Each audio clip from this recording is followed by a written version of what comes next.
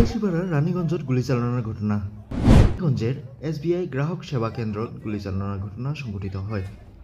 তিনজনিয়া অচিনাক্ত দুর্বৃত্ত দলে সংঘটিত করে এই গুলিচালনাত আহত হয় তিনজন। গুলিচালনার আহত হওয়া ব্যক্তিগুলান হইল ব্যাংক সেবা মিত্রর ওবায়দুর রহমান, রতন বর্মন আর আব্দুল গফুর। তো ব্যক্তিগুলাক গঞ্জ প্রাথমিক চিকিৎসা কেন্দ্রত নিয়ে যাওয়া হয়, যদিও উন্নত চিকিৎসার জন্য বঙাইগাঁও প্রেরণ করা হয়। উক্ত ঘটনাটা সাপটগ্রাম আরক্ষীয়ে তদন্ত কৰি আছে। আমাৰ ৰানীগঞ্জ বাজাৰত আজি CSP দুটা মানুহ আহিছিলে।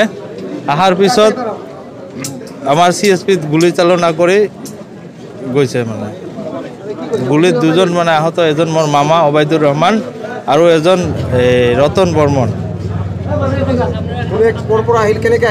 গম নাপাওঁ, এইটো বাইক চাইক সিহঁতে লৈ অহা নাই, ফেচো মানে চিনা পোৱা নাই। সিহঁত ৰুমাল আছিলে মুখত, তাৰপিছত হেলমেট পিন্ধিছিলে, মাস্ক পিন্ধিছিলে। কেইটা গুলি কৰিছে? হ'ব 4-5টামান গুলি কৰিছে।